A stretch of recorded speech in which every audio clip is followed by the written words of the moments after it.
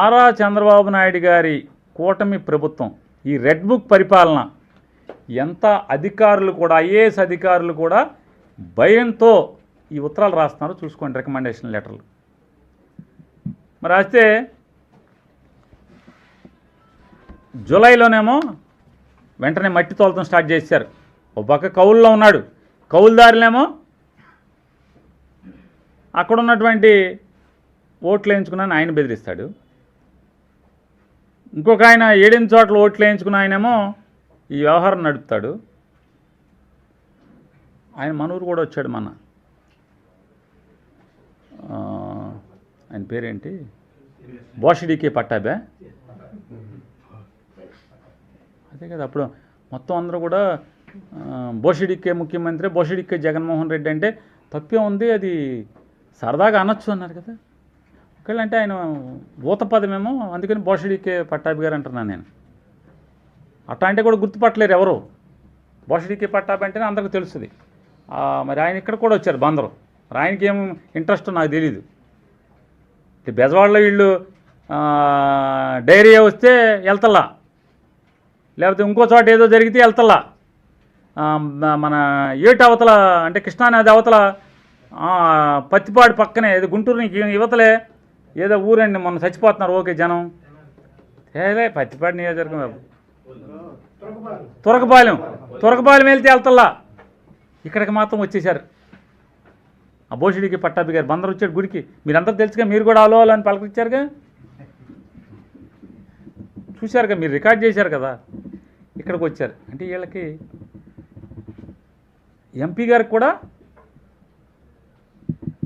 కూడా ఈ డైరియా చోటకి వెళ్ళే తీరిక లేదు. కానీ ఇక్కడికి వచ్చి ప్రెస్ మీట్ పెట్టి గుళ్ళో 45 లక్షలు చెక్ ఇచ్చేది మాత్రం ఖాళీ ఉంది వీళ్ళకి.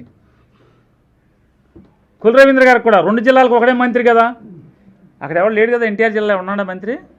ఎవరు లేడు కదా. అక్కడ ఇక్కడ పాత కృష్ణా జిల్లాకి ఈయన ఒకడే మంత్రి. డైరియాకి వెళ్ళే ఖాళీ లేదు ఈయనకి. బందర్లో వార్డులు ఎంబటా లేదు, ప్రజలు ఎంబట తిరిగేటే ఖాళీ లేదు, ఎమ్మెల్యే ఉద్యోగం చేయడానికి ఖాళీ లేదు. అయితే భాషాగాడు లేదా శివరామకృష్ణ గారు లేకపోతే అప్పుడప్పుడు వాళ్ళ శ్రీమతి గారు లేదా మొత్తం గోపిచంద్. ఎమ్మెల్యే ఉద్యోగం చేసేది ఎవడయ్యా బందర్లో అంటే. కానీ ఏనాడు వెళ్ళి దండం పెట్టినటువంటి ఆ గుడి గురించి పట్టించుకున్నటువంటి మా కుల రవీంద్ర గారు ఇప్పటికి 3 సార్లు వెళ్ళిపోయాడు స్వామివారి దగ్గరికి. జూలై నుంచి ఉత్తరాలని రాసేస్తారు. మొత్తం దగ్గర 3-4 కోట్ల డబ్బు విలువ చేసేటువంటి మట్టి తోలకానికి అయ్యే ఖర్చుతో 30 ఎకరాలని మొత్తం 4 నుంచి 6 ఎకరాలు పొలం అంతా కూడా మెరక చేశారు. ఎటువంటి ఆర్డర్ లేకుండా, ఏ ఆర్డర్ లేదు. ఈ మట్టి తోలుతుంటే కమిషనర్ గారు కూడా లెటర్ రాశాడు. చూడండి ఒకసారి ఎతికి నాకు. ఎండోమెంట్స్ కమిషనర్ లెటర్ రాశాడు జిల్లా కలెక్టర్కి. అరే బాబు మా దేవుడు ఆస్తాడు కొట్టేస్తున్నాడు, మట్టి తోలేస్తున్నాడు, దాన్ని అప్రాపరేట్ అధికారులు రెవెన్యూ యంత్రాంగంతో వాటిని ఆపిచ్చు అని చెప్పని ఎండోమెంట్ కమిషనర్ గారు కూడా లెటర్ పెట్టాడు. బ్లాక్ అండ్ వైట్లో. ఇదేమి ఎక్కడ ఇదిగా పెట్టదు అక్కడ.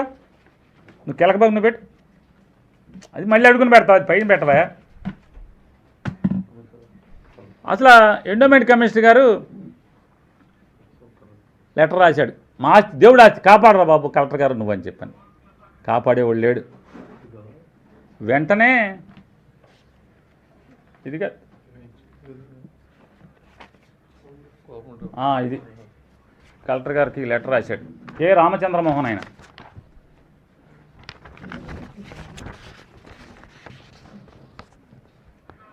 It was brought to my notice through the district endowments officer NTR district that unknown persons, చూడండి ఎండోమెంట్స్ కమిషనర్ గారు రాసిన భాష, unknown persons are dumping soil in the aforementioned agriculture lands, and when he inquired with the supervising person, he was informed that instructions have been received from the Tahsildar Vijayawada Rural Mandal to make the land suitable for conducting exhibition and state festival. ఎంతకన్నా పాపం ఇది, ఇంతకన్నా red book రాజ్యాంగం, ఇంతకన్నా తప్పుడుతనం ఇంకేమన్నా? మేము మట్టి ఎవరితో వెళ్తున్నాడని మా అధికారులు, జిల్లా అధికారులు వెళ్ళారు. వెళ్తే అక్కడ తోలే వాళ్ళని వీళ్ళందరినీ అడిగితే ఏంట్రా బాబు అంటే వెంటనే తహసీల్దార్ లైన్లోకి వచ్చాడు, తహసీల్దార్ గారే తోలమన్నాడు అని చెప్పారు. నేను అడుగుతున్నా, మా కొల్లు రవీంద్ర గారిని, మీరు రాష్ట్రానికి మైనింగ్ మినిస్టర్ కదా, నా గోడౌన్కి మట్టి ఎక్కడి నుంచి తోలావు, సాయిల్ శాంపిల్స్ కోసం నువ్వు అడావిడి చేసి పంపించావు కదా, మరి ఎందుకో మళ్ళీ తీసుకోవాలా సాయిల్ శాంపిల్స్? తీసుకోవాల్సింది. అది నేను ఎక్కడి నుంచి తోలానో అన్నీ నేను చెప్పేవాడిని మొత్తం.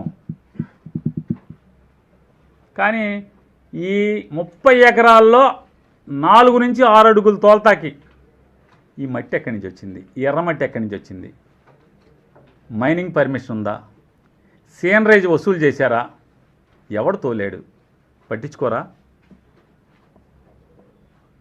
మీరేదో చెప్తున్నారుగా, నా మీద పెట్టిన శ్రద్ధ, నా ఆస్తుల మీద పెట్టిన శ్రద్ధ, నన్ను జైల్లో ఇన్స్టాక్ పెట్టిన శ్రద్ధ మీ శాఖ మీద పెట్టరా అంటున్నా. ఈ మట్టి ఎక్కడిది? ఎవరు తోలారు? మీకు బాధ్యత లేదా? ఎన్టీఆర్ జిల్లా మైనింగ్ అధికారులకు బాధ్యత లేదా? డైరెక్టర్ మైనింగ్ ఐఏఎస్ ఆఫీసర్ గారు మీకు బాధ్యత లేదా? చెప్పండి. ఎవరు తోలిచ్చారు? ఎంత? దీని వర్త్ ఎంత? అది ఎక్కడి నుంచి తవ్వుకొచ్చేశారు? అది ప్రభుత్వం ఆస్తా, ప్రైవేట్ ఆస్తా? మైనింగ్ పర్మిషన్ ఉందా? లారీలు ఎక్కడై? ఎన్ని లారీలు?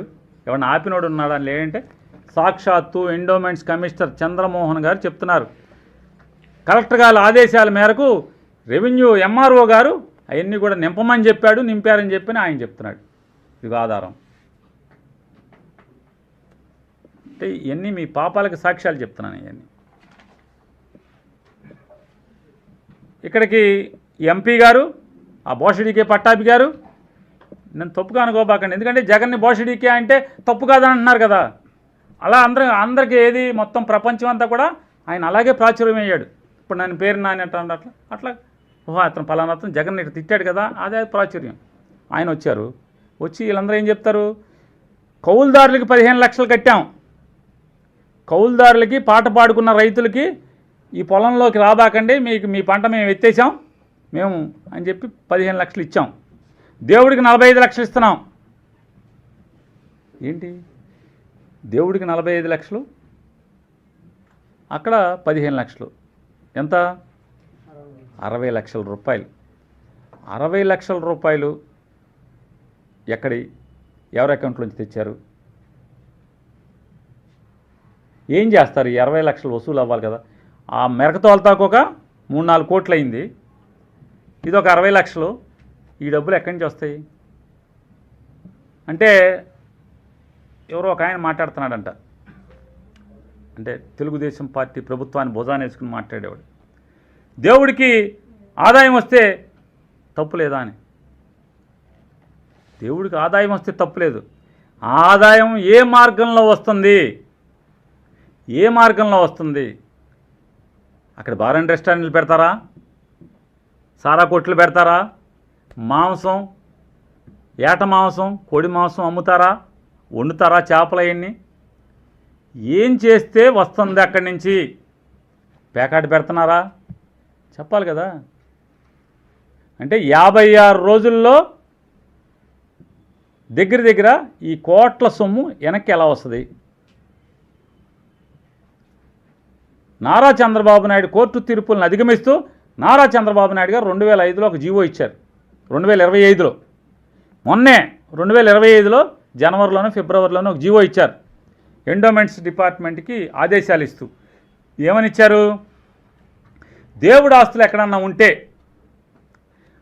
నయా పైసా లాభం లేకుండా ప్రజల అవసరాల కోసం సొంత జేబులో డబ్బులు ఖర్చు పెట్టి పనిచేసేటువంటి, వైద్యం కోసం, ప్రజల ఆరోగ్యాన్ని బాగు చేయటానికి, లేదా విద్యా వ్యాప్తి కోసం ఉచితంగా సేవలు చేసే వాళ్ళకి నామినేషన్ పద్ధతిలో దేవుడు ఆస్తులు ఇవ్వచ్చు అని జీవో ఇచ్చారు.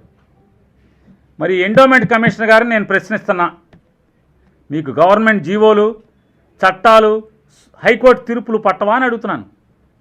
కొల్లు రవీంద్ర గారు, ఎంపీ గారు, మీరు అందరూ సమానం చెప్పండి. జిల్లా కలెక్టర్ గారు, చంద్రబాబు నాయుడు గారు వచ్చిన జీవో, ఎండోమెంట్ యాక్ట్ ఏం చెప్తుంది?